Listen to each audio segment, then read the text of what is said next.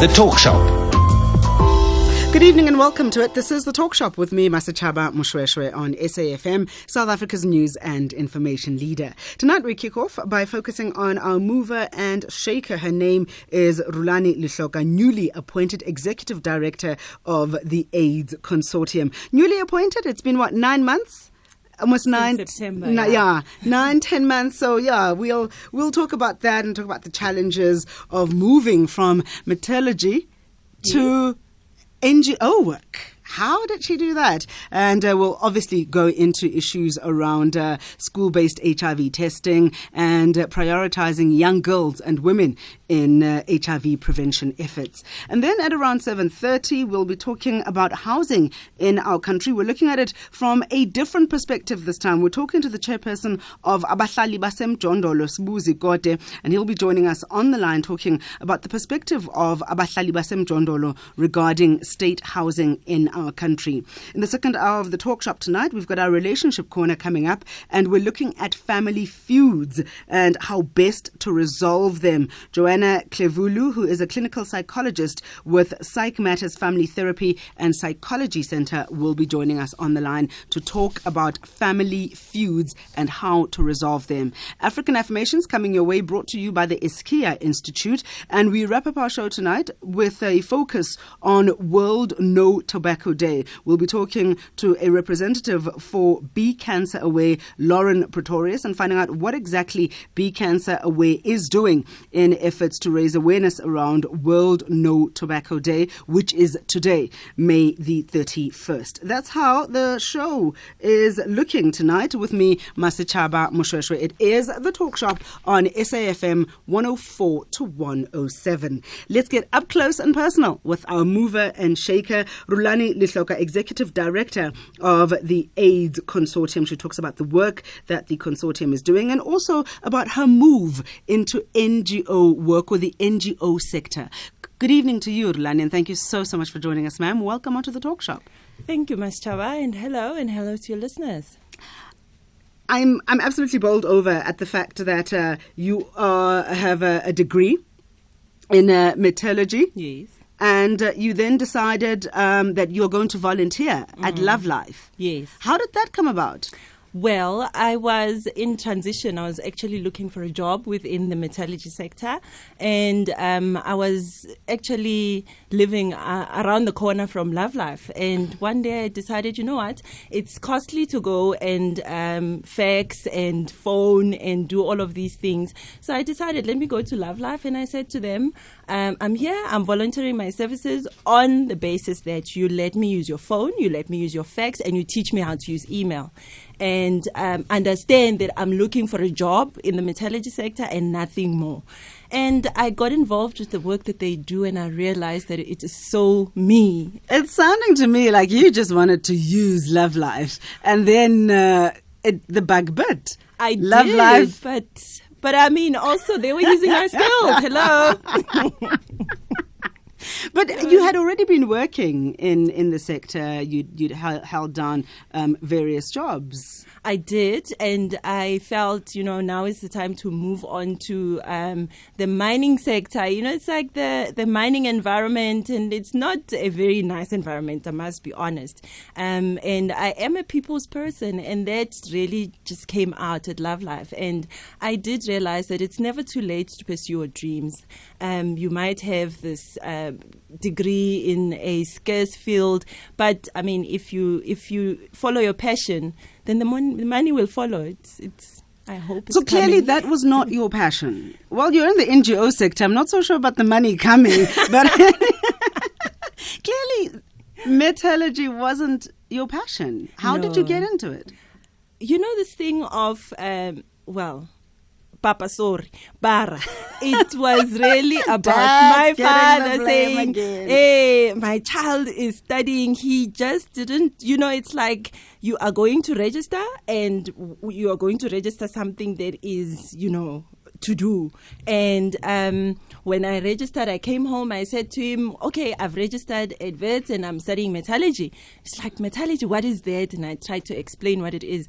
And I think for a while, he was just so excited about me studying metallurgy. And every time his friends came, it would be, come, see my daughter. But why did you register to study metallurgy if that wasn't your passion? What did you know about it?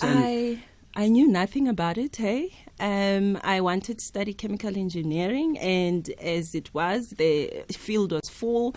I couldn't register, and then it turned out that metallurgy was looking for people, and they sold it very well, and they said women are scarce in the sector, so come. And I felt okay, and then year one I did well, and I was like okay, and then it went on, and here it is in here. From the mining sector to NGO work, we're talking to Executive Director of the Aids Consortium, Rhulani Lehloka. And of course, we are taking your calls 0891 104 207, 0891 104 207, or SMS us on 34701. SMS number is 34701. SMSs are charged at R2.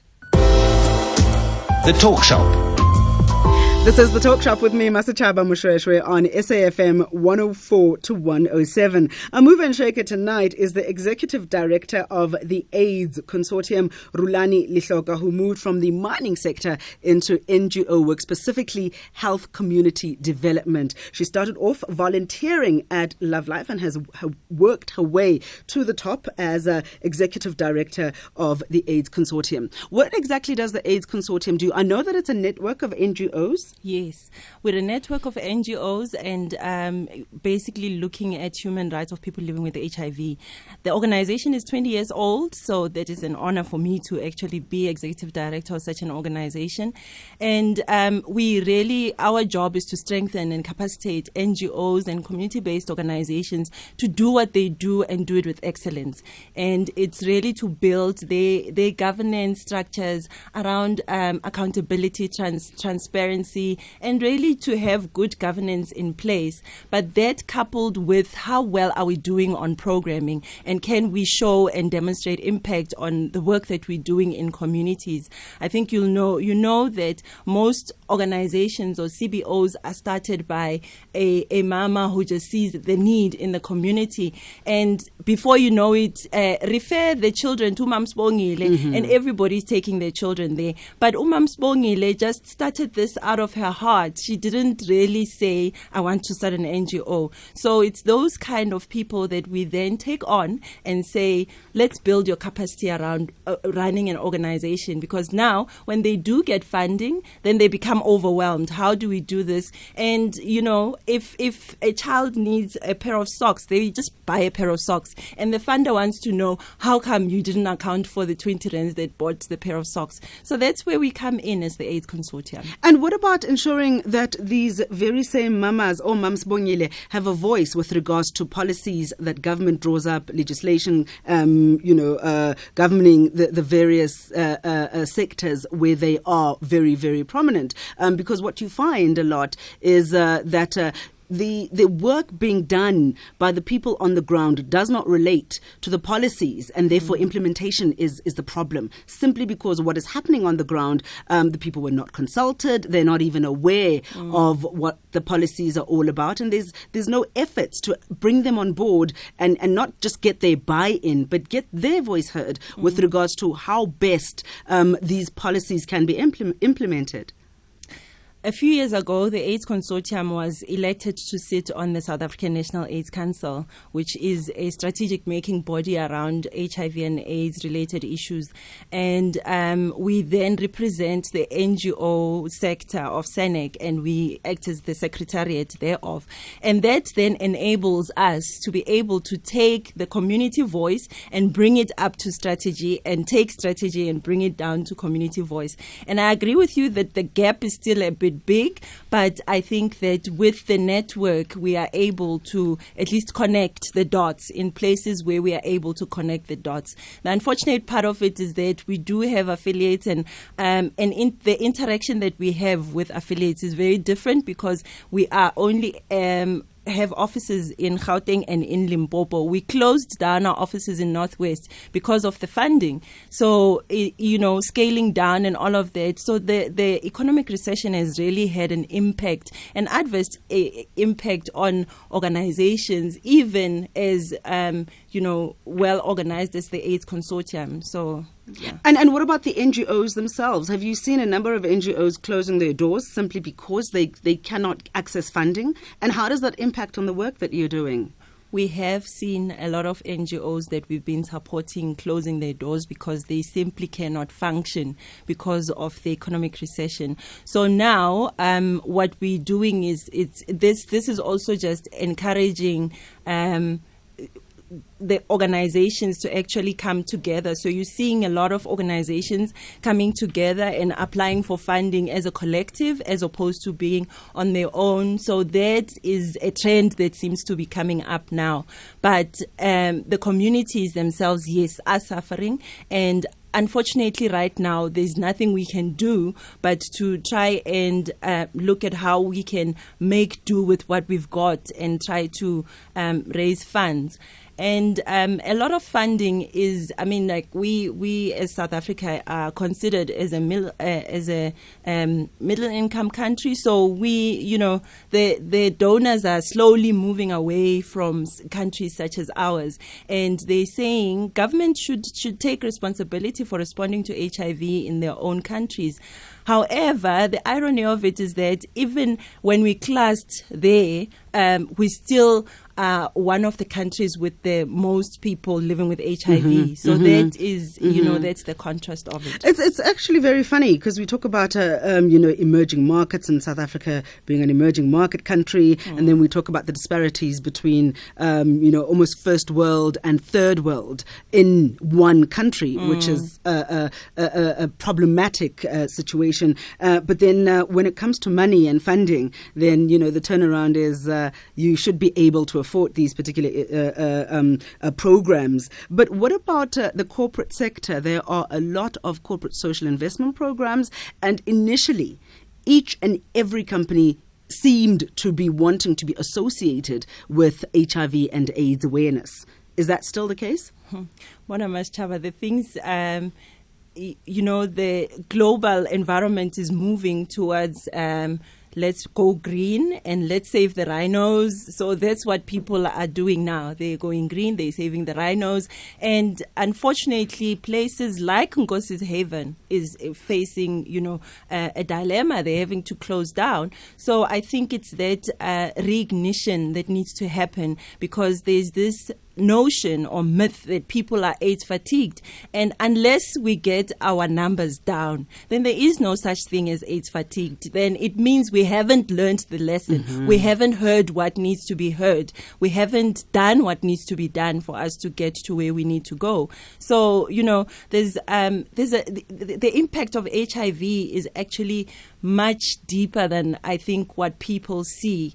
And when you look at the number of orphans that we have in the country, when we look at the mothers who are dying because they, whilst they're giving birth, it's unacceptable, Yeah.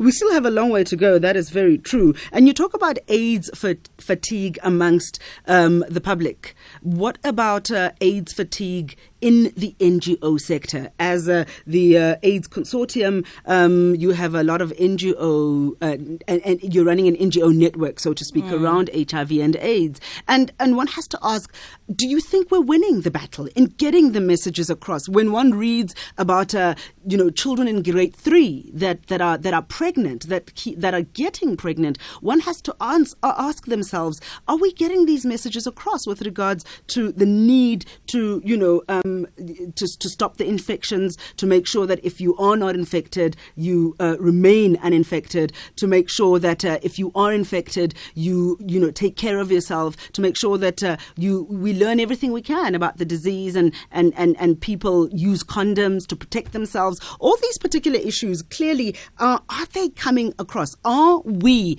as communities receiving them? That's the question that I want to ask. We're talking to Rhulani Lehloka, Executive Director of the AIDS Consortium. She is our mover and shaker tonight. I've got an SMS coming in from Moffat, who says, "She used to be my classmate and I am proud of you." Thank Thank you so much, Moffat. And I still want to get the story of how then she decided, mining, goodbye, NGO work. You and I are married for life from now onwards. 0891 104 207. 0891 104 207 is the number to dial to contribute, to ask any questions of Rhulani, or SMS us on 34701. SMS number is 34701. The Talk Shop.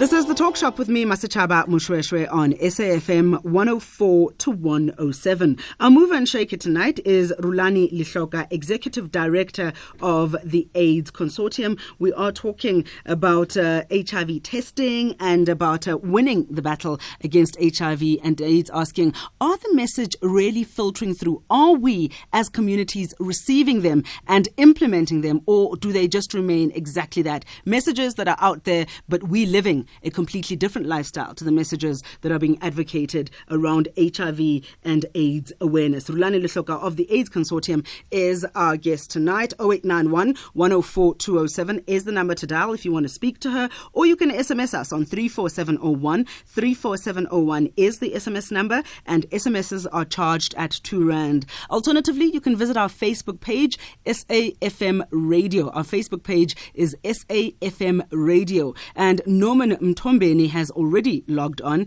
and he says, I would like to know what the organization is doing about the shortage of ARVs in clinics. One of the partnerships that we have is with the TAC, the Treatment Action Campaign. And the roles here have to be very clear, that we support each other in terms of finding out what is happening, where is it happening, and why is it happening. So TAC has got a very strong network of people living with HIV in communities who are activists, who are doing the work in terms of finding out what is happening and where.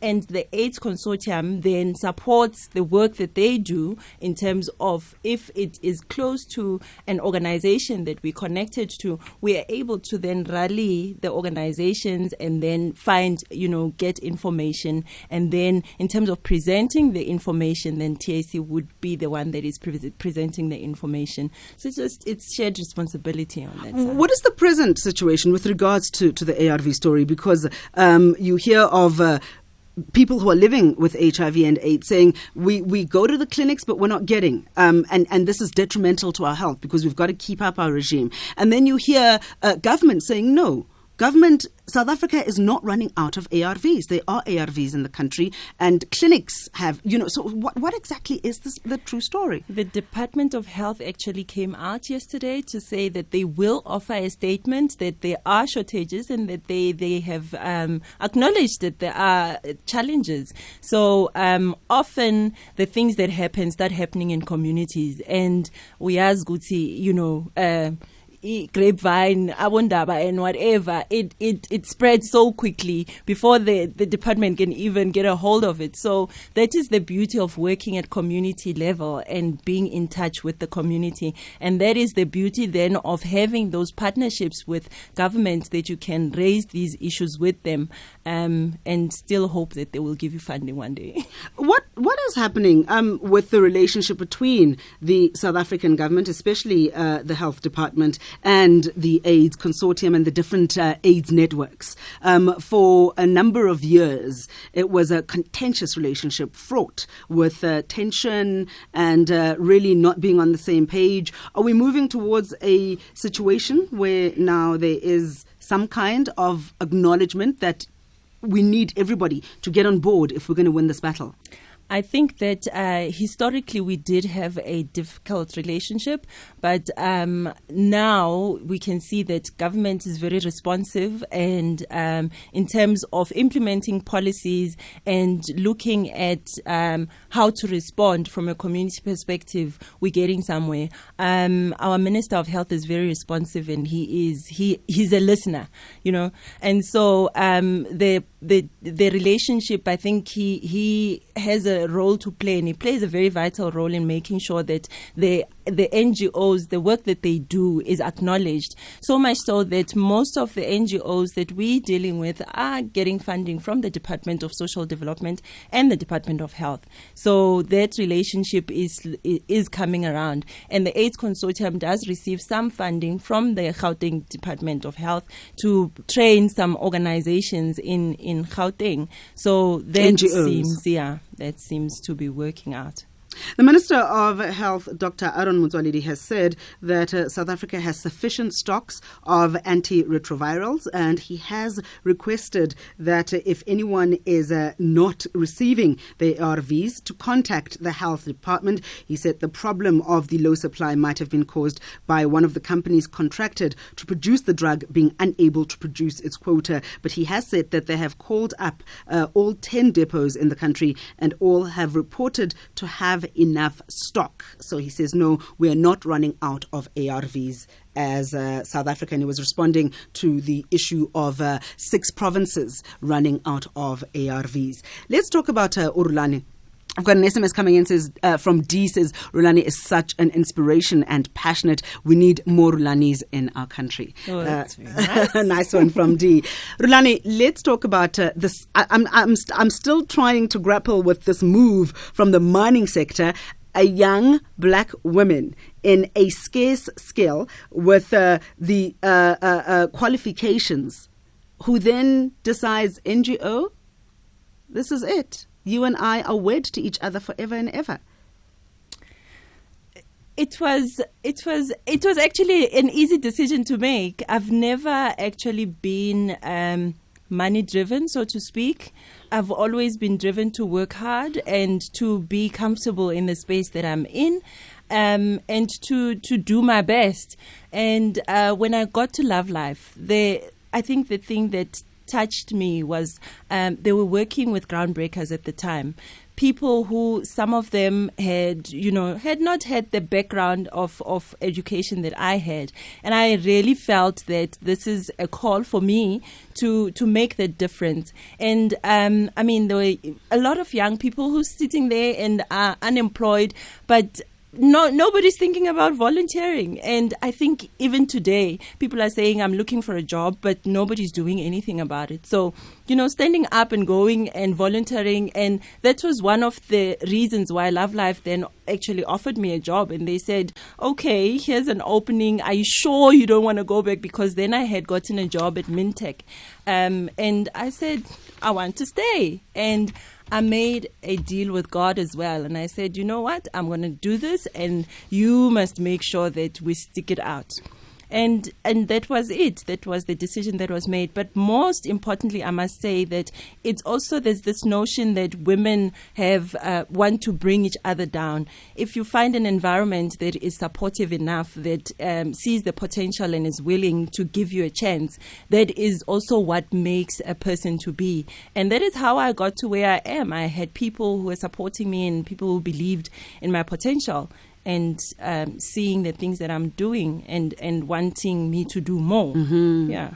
And what about family support? I mean, you are married, you're a mother of 3. What was your husband's reaction to your saying, look, I'm not going to follow this field that brought us together, because you met while you were still studying. Yes. So this field that brought us together, I'm going in a different way. Well, he also went a different way. Aha, He's now in IT.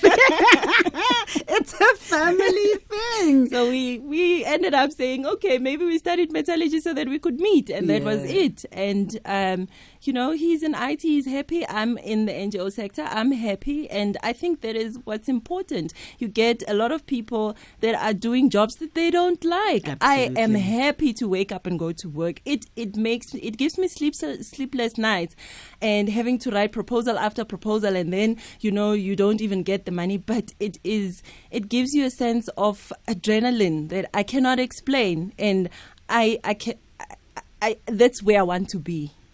Let's talk about condoms in schools.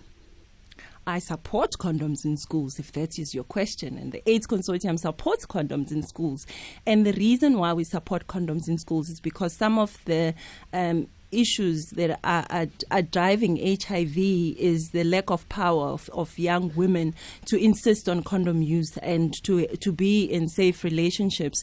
So giving them a sense of control is actually something. And we have a very bad reputation as a country of not talking to children about sex. And when people come and they say it was a mistake and we freak, it really, maybe they didn't have the information and they were exploring. So where does exploration start? At school. And young people spend most of their time at school with their friends. That's where they get their information. That's where they get their first kiss. That's where they get their first sex. But so, what efforts are there in place? What efforts do you make as the AIDS Consortium to get parents to understand these dynamics? Because for parents, it is very much a case of, you're talking condoms in schools, it means that you are saying to our children, go out there, have sex, here's a condom, it'll protect you, which is not necessarily true, because there are the emotional impacts that go with it. Condoms break, and there's pregnancy, and all kinds of things. And a lot of parents are really just cannot get over the idea that their children's sexuality is being handed over into their hands, and our children are being told, make your own decisions. The AIDS Consortium is not an implementing body, so we don't interact face-to-face with parents. But we interact with our affiliates, and we make sure that the messages that we give to them are clear enough and can help them to address those issues when they go to communities. And the interactions are there, but also it's the reluctance of parents to actually open up and talk about it.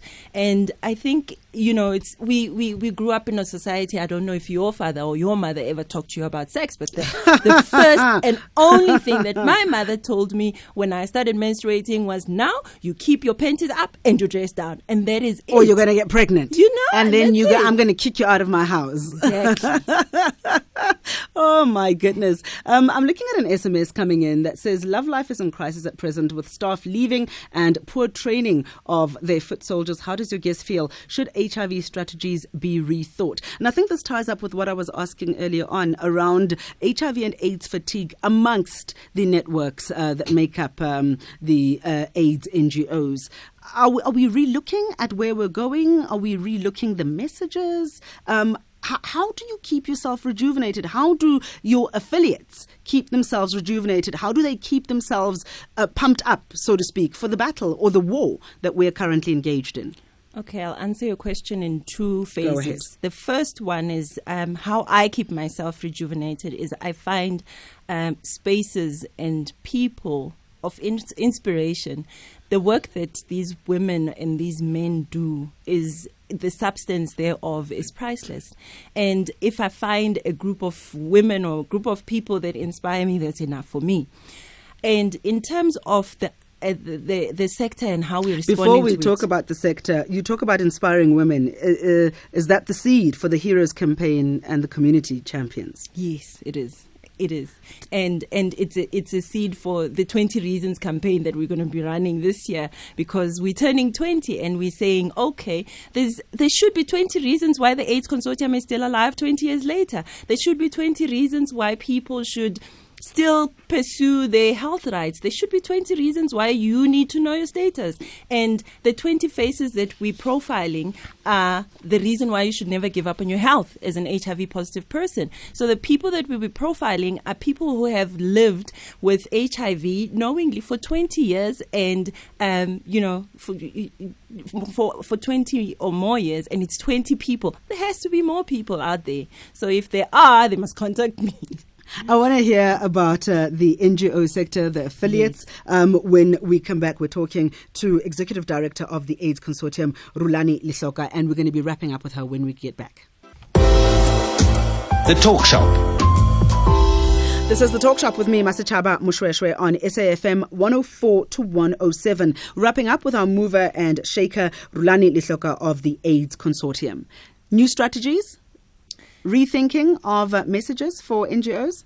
responding to the economic, the economic recession also. So looking at money and looking at strategies and looking at where the world is going as well. So organizations are finding more innovative ways of responding to HIV. So finding a project that has to do with economic empowerment and then linking it to HIV, because also HIV is not a standalone, and we also don't want to have a situation where we end up saying there should be a grant for everything. People should also feel that they need to work. I shouldn't just receive a grant because I'm HIV positive. So we do need to link it to things, and I think, yes, we are rethinking our messages. There's a national communications survey that is being run by Johns Hopkins and Soul City and other partners that will tell us, are the people getting the message? What are they hearing? Do they know the right information? Because that is important. So that's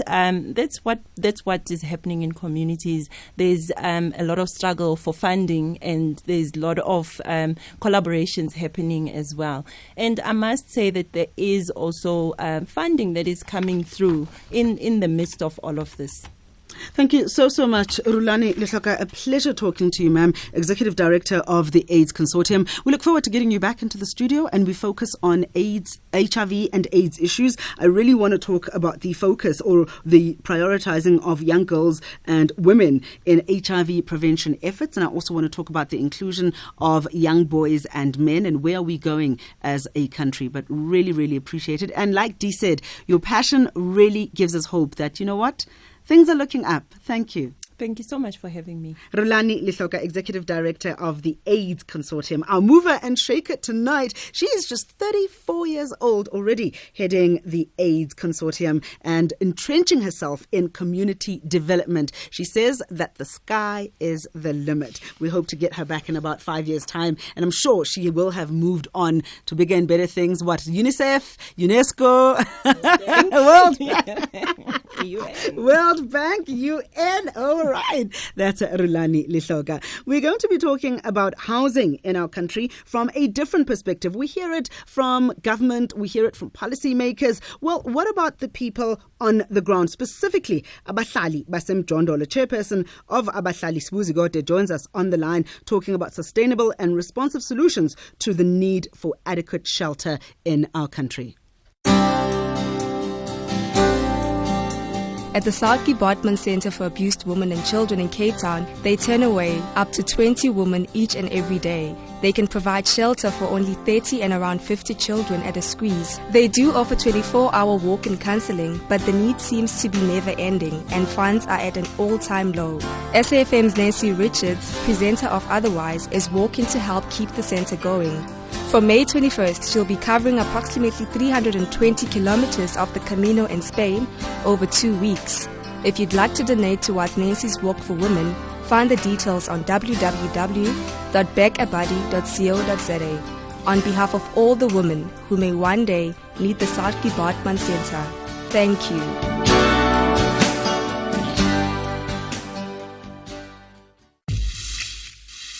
Quest for freedom. Pixley Kaseme. Pixley Kaseme was the first Treasurer General of the ANC. He launched the South African Native National Congress newspapers, Abantu Batu, which was to be published for the next 20 years. In 1930, Pixley Kaseme was elected President General of the ANC at its annual Congress, replacing Josiah Gumede. He held this position until 1937. This is SAFM. The Talk Shop. This is the Talk Shop right here on SAFM, South Africa's news and information leader, and I am Masechaba Mushweshwe. We're talking about housing in our country, finding sustainable and responsive solutions to the need for adequate shelter. And joining us on the line is Sbu Zigote, chairperson of Abahlali Basemjondolo. Good evening to you, Sbu, and thank you so much for joining us in Tate Zigote. Thank you, Mr. Chaba. Good evening to you. Good evening to all the listeners of the SAFM. Good evening. Just give us a brief background of who, when, and why Abahlali Basemjondolo was started. Well, Abahlali baseMjondolo is a grassroots mass democratic social movement of the poor, which emerged in 2005 out of anger, hunger, and frustration. It's one of those first social movements to emerge in the post-apartheid South Africa. We were formed to fight, protect, promote, and advance the interests of the shack dwellers and the poor in South Africa, because the problem that the country is facing is obviously poverty and homelessness mostly. But then Abahlali was formed mainly to deal with the issues of housing, focusing on the people that are living in the informal settlements throughout the country. Now, you advocate that there needs to be more focus on social growth and the development of the poor and not just solely on economic growth in our country. Tell us about the reasoning behind that. Yeah, Mr. Chaba, I think it is well known that, as you have said earlier on, that you must have heard from the government from the aspect how they see the future of sustainable housing in South Africa. And obviously, when they talk about this, the first thing they would raise is the issue of the need for the economic growth, which is not a bad thing. But then our problem with that is that it tends to compromise the social growth and the development of the poor. So basically what we are saying is that there's a serious problem when we have to focus and spend all our energy looking into the economic growth, because in most cases it tends to undermine the needs of the poor. So what we are saying is that it is very important to prioritize the social growth, making sure that development of the poor is on the top rather than thinking money and materialism all the time. So we are saying there has to be a conducive environment, for people to be able to direct their own future in terms of thinking about the future of housing in South Africa. So it is important that therefore the social value of land should come before its commercial value, because that's what we see as a problem when people, particularly poor people, will not be able to have access to land. But for businesses, it is always possible. And that's what we are saying, that at least lives of ordinary people should be taken seriously and be prioritized ahead of the commercial value that tends to be focused on. But doesn't economic growth support social growth? I mean, if there is no money, then we won't have grants. We won't have money to spend on grants, on social initiatives that help support the poorest of the poor. Yeah, I think it's a very kind of thinking that tends to widen the gap between the rich and the poor, because the economic growth tends to make the rich more richer and the poor makes to become more poor. It's not a bad thing, obviously, to focus on the economic growth as long as you treat people as human beings. So I think what is missing is the dignity, of the people. I think if we take that seriously, then we will realize that there will be no humanity, no life without human beings. So the thinking right now is that there has to be money first, then people, and we are saying that that's wrong. There has to be recognition, of people of humankind, and then that's when then the money and other things can be thought of to support humanity, rather than using humanity to support something that is economic. And when we look at access to the city, a lot of people are coming from the rural areas, coming into your urban metros, looking for work and looking for decent shelter, decent housing. What are some of the challenges with regards to this, especially when one takes into account that we had a rollout of RDP houses. We've got the Human Settlements Department now that looks at the needs of the people and should be providing housing. Where are we with regards to getting this balance right? Because it's all well and good to talk about the backlog, but as long as people keep coming into urban areas demanding and needing shelter, there will always be a backlog. Oh, yes, absolutely. I think the fact of the matter is that none of us have come to cities to burden the state. You know, you don't come to cities for RDP houses. It's not true. I think we should really begin by clarifying that when people come to cities, it's clear that they usually come for, better paying jobs, to run businesses, to have access to better education, health facilities, and many other means of survival. So obviously, why people would come to cities? Because most of our budget goes to cities. So we tend to invest in cities and then forget about where people come from. So I think the problem really is when we take the